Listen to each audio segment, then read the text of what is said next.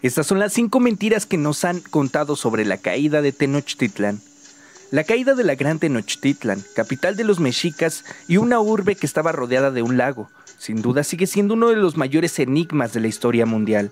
Erróneamente, hemos llamado a este hecho la conquista de México. Sin embargo, la conquista no solo fue en Tenochtitlan, sino en otras partes del país, como en el norte, en el occidente o en el sur con los mayas. Es por eso que el título del video lleva por nombre La caída de Tenochtitlan.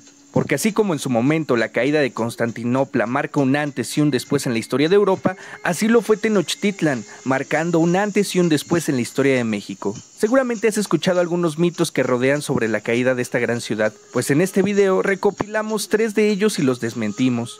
Gente, sean bienvenidos al Mictlán, el lugar hasta donde los muertos quieren seguir aprendiendo de nuestras raíces. Mi nombre es Leo Salazar y el día de hoy hablaremos sobre 3 mentiras de la caída de Tenochtitlan. Así que quédense que ya comenzamos.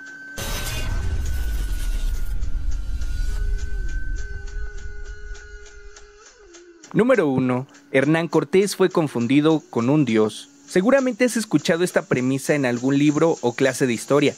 Sin embargo, esto es falso, y basta tan solo 3 pruebas de fuentes primarias para desmentir este hecho. Hay que comenzar mencionando que este mito se refuerza en el regreso de Quetzalcóatl, ya que la leyenda cuenta que se hizo una canoa de serpientes y partió desde las costas de Veracruz hacia el infinito mar, no sin antes prometer que volvería a estas tierras algún día. De esta leyenda parte la premisa principal de que Hernán Cortés fue confundido con un dios. Pablo Moctezuma Barragán relata que Hernán Cortés menciona eso ya que era una forma de justificarse para invadir estas tierras. Sin embargo, en una de las cartas de relación de Hernán Cortés relata que es Moctezuma quien le aclara que no es ningún dios, ya que los españoles recibían anécdotas de que Moctezuma, con el poder que tenía, parecía un dios. Os han dicho que yo tenía las paredes y las casas con oro, y que otras cosas de mi servicio eran de oro, y que yo era y me hacía Dios, y muchas otras cosas más. Como puedes observar, el propio Hernán Cortés, en una de sus cartas de relación, es quien relata que Moctezuma le aclara que no es ningún dios. Pero eso no es todo. Este mito histórico se viene abajo también cuando Bernal Díaz del Castillo, en su obra Historia verdadera de la conquista de la Nueva España, nos cuenta que Moctezuma les tendió una trampa cuando tuvieron su estancia en Cholula. En el capítulo 83 de esta obra, Bernal Díaz cuenta cómo llegó a los oídos de Hernán Cortés que Moctezuma le estaba tendiendo una trampa con un ejército de 20,000 hombres para emboscar a los españoles y a sus aliados, y que así estos no llegaran a Tenochtitlan. Fue entonces cuando Hernán Cortés y sus aliados cometieron una de las peores masacres de la historia de México, la matanza de Cholula. Es más que obvio que Cortés y Bernal Díaz justificaron esta matanza con las amenazas de emboscada que tenía Moctezuma, pero ese no es el punto aquí. Si Moctezuma confundió a Hernán Cortés con un dios, ¿por qué tenderle una emboscada? ¿O acaso Moctezuma no le tenía miedo? ¿O simplemente lo quiso atacar porque no era ningún dios, solo un ser humano como nosotros? Hablando precisamente de eso, Bernal Díaz y Hernán Cortés no son los únicos que documentan inconsistencias en este mito histórico, sino también relatores indígenas como Alvarado Tezosomoc en su Crónica Mexicana, texto que es rescatado por Miguel León Portilla en su libro Visión de los Vencidos. En este libro, específicamente en el capítulo 2, nos menciona lo siguiente: y juzga por ti mismo. Por ese tiempo, apareció un hombre macehual, venido de las costas de Veracruz, con las noticias de la llegada de unas como torres o cerros pequeños que flotaban sobre el mar. En ellos venían gentes extrañas, de carnes muy blancas, más que nuestras carnes. Todos los más tienen barba larga y el cabello hasta las orejas les da. ¿Te diste cuenta que no habla de ningún dios, ni de dioses, sino de gentes que tenían la piel más blanca únicamente? Reforzando un poco el argumento de Pablo Moctezuma Barragán, menciona que era imposible que Hernán fuera confundido con un dios y que mucho menos Moctezuma le entregara las tierras de Tenochtitlan, ya que Moctezuma no podía hacer tal cosa, no tenía el poder para entregar la propiedad común. Es más, ni siquiera Moctezuma era el único que tomaba las decisiones, sino el Tlactocan, que era un consejo de ancianos que realmente eran los que tomaban las decisiones, y Moctezuma solo era el vocero de ellas. Por algo, Tlatoani significa el que habla. Es por ello que este mito de que Moctezuma fue confundido por un dios queda débil en cuanto a sustento histórico, ya sea en fuentes primarias o secundarias. Así que no, Moctezuma no confundió a Hernán Cortés con Quetzalcóatl o con algún otro dios. Número 2. La leyenda rosa. No hubo genocidio en la conquista de Tenochtitlan. En este canal nos caracterizamos por ser lo más objetivos posibles, sin predicar la famosa leyenda negra o la famosa leyenda rosa. Sin embargo, hay un argumento que utilizan los historiadores hispanistas, y es que ellos justifican el genocidio cometido comparándolo con los sacrificios humanos. Sin embargo, no es así. Cuando ocurrió la caída de Tenochtitlan, hubo demasiadas bajas de los nativos de estas tierras. Es absurdo compararlo con los sacrificios humanos. Pero, ¿por qué se dieron tantas muertes indígenas durante la conquista? La respuesta es muy sencilla. Hubo varias causas de muerte durante la invasión española, la mayoría de ellas relacionadas directamente o indirectamente con causas españolas. La historiadora Gisela von Wöbser menciona que durante la conquista de México Tenochtitlan murió el 85% de la población indígena, entre diferentes causas. Primero hablemos de las causas directas. Los españoles hicieron masacres, como la que ya te contamos que sucedió en Cholula, que al tener una falsa alerta de emboscada y un mal recibimiento en la ciudad, Hernán Cortés y sus aliados masacraron a toda la ciudad. Este hecho es minimizado en las cartas de relación y en la historia verdadera de la conquista de la Nueva España, de Bernal Díaz del Castillo, haciéndolo ver como algo menor y justificándolo por la grosería de los cholultecas al no recibirlos. Sin embargo, no lo fue. Estamos hablando de la matanza de una ciudad casi entera. Según Aguilar, da cifras alrededor de 2,000 muertos, no habiendo otras cifras oficiales. Pero yo te pregunto, ¿crees que una ciudad tan grande, parecida a Tenochtitlan, tuviera solamente 2,000 habitantes? Es por ello que la masacre de una ciudad tan grande no debe minimizarse en la historia. Además, la matanza de Cholula no fue la única que realizaron los españoles. Cuando Moctezuma los recibe en Tenochtitlan, los aposentó en el palacio de Axayacatl. Meses después, le llega la noticia a Hernán Cortés de que un tal Pánfilo de Narváez desembarcó en las costas de Veracruz y viene por su cabeza. Cortés, conmocionado, sabe que tiene que ir a enfrentar a Pánfilo, así que toma unos cuantos hombres y sale de Tenochtitlan rumbo a Veracruz. En la ciudad deja al mando a Pedro de Alvarado, un soldado español conocido por sus arrebatos de ira y despiadada psicología. De hecho, Bernal Díaz se refiere a él como diferente a los demás. En este contexto, los mexicas tenían una festividad llamada la fiesta del Toxcatl. En esta festividad, dedicada a Huitzilopochtli y a Tezcatlipoca, los mexicas lucían sus mejores joyas y atuendos.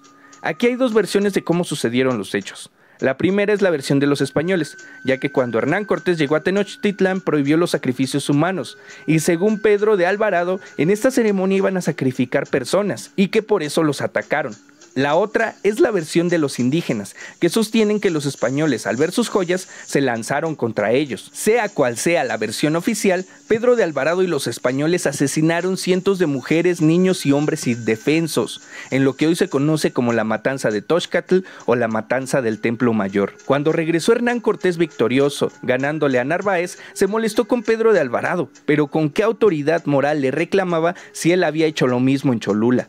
Los españoles asesinaron a mucha población nativa, sin contar las muertes de todos los indígenas que murieron en batalla, tanto del bando mexica como del bando tlaxcalteca, pero esas muertes las podríamos clasificar como muertes inertes a la guerra. Aunque muchas muertes se dieron en batalla o en masacres, el peor enemigo de la vida indígena fue una fuerte enfermedad que arrasó con más de la mitad de la población de ese momento, la viruela. Esta enfermedad llegó con los españoles, es decir, la aportaba un afrodescendiente llamado Francisco de Guía. Este entró en contacto con los pobladores de Mesoamérica y se esparció el virus. La enfermedad era tan arrasante que en cuestión de unos meses toda la población de la cuenca del lago de Texcoco ya estaba teniendo contacto con esta enfermedad y que incluso le costó la vida al penúltimo tlatoani de Tenochtitlan, Cuitláhuac, que murió precisamente de viruela. Para 1520 se estimaba que había 20 millones de habitantes en toda Mesoamérica, incluyendo Yucatán y Michoacán, y para 1720 únicamente quedaban 700,000, es decir, hubo una reducción de población indígena entre 94 y 96%, algo totalmente insólito. Ahora bien, hay que entender que el genocidio que se dio en su mayoría fue indirecto por parte de los españoles, es decir, los europeos no tenían la intención de que muriera más del 85% de la población indígena. Sin embargo, muchas de sus acciones denotan que sí tenían intenciones de asesinar nativos, como lo fueron las masacres del Templo Mayor y la de Cholula. Ahora bien, la decisión sobre si fue un genocidio o no orquestado por los españoles, esa decisión o juicio histórico la tomas tú, porque como repetimos, sí fue un genocidio, en su mayoría indirecto por los españoles con la viruela, pero contrastando con la situación actual, con el virus más reciente, el SARS-CoV-2, es prácticamente imposible culpar a un italiano por traer el virus a México, ya que las epidemias no distinguen nacionalidades ni países. Pero, ¿tú qué piensas? ¿Ese genocidio fue orquestado por los españoles o por un accidente biológico? Número 3. La conquista no fue una guerra de indígenas contra indígenas. Dentro del discurso histórico actual se parte desde el criterio a priori para justificar la invasión española, con que la guerra de conquista en realidad fue indígenas contra indígenas, no de españoles contra mexicas, lo cual tiene algo de cierto, pero esta información está un poco tergiversada. Explicamos el porqué. Cuando los españoles llegan a Mesoamérica, específicamente Hernán Cortés comienza a escuchar sobre la riqueza que poseía Tenochtitlan, y como un hombre inteligente, estudioso de derecho, comenzó a formar alianzas con los pueblos enemigos de Tenochtitlan. Lo que no se dice de esta alianza es que Cortés les prometió la liberación y no estar sujetos a pagarle tributo a los mexicas. En ese momento, la confederación que dominaba la zona era Tenochtitlan, Texcoco y Tlacopan, que tenían algunos cuantos aliados como Cholula. Para entenderlo mejor, pongámoslo en conceptos actuales. La Triple Alianza era como un bloque de países que dominaban un continente, y algo que no ha cambiado hasta la fecha es que había países opositores a su régimen y algunos otros sumisos a él, pueblos como Tlaxcala, Zempoala y algunos otros Altépetl. Cuando llega Hernán Cortés les promete una confederación formada entre estos pueblos opositores y el reino de Castilla, pero oh sorpresa, cuando derrotan a los mexicas, Hernán Cortés entrega las tierras a un rey que vivía al otro lado del mundo. Tlaxcaltecas, totonacas, huexotzincas y algunos otros pueblos se doblegaron ante la corona española. Sin embargo, estos conservaron algunos privilegios como sus apellidos, posesión de tierras y cacicazgos.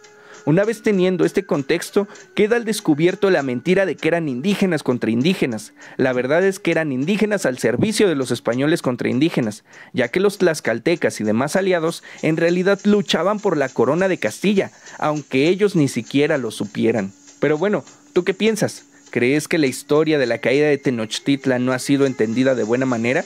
¿Y que por eso sacamos juicios prematuros de ella? ¿Cuál de estas mentiras te habías creído? O en su defecto, ¿crees que los argumentos que aquí presentamos no son suficientes para desmentirlas? También se vale disentir. Así que haznos saber tu opinión aquí abajo en los comentarios, nos interesa mucho leerla. Mi nombre es Leo Salazar, estuviste en el Mictlán, el lugar hasta donde los muertos quieren seguir aprendiendo de nuestras raíces, y nos vemos en una próxima edición. Tlazohcamati.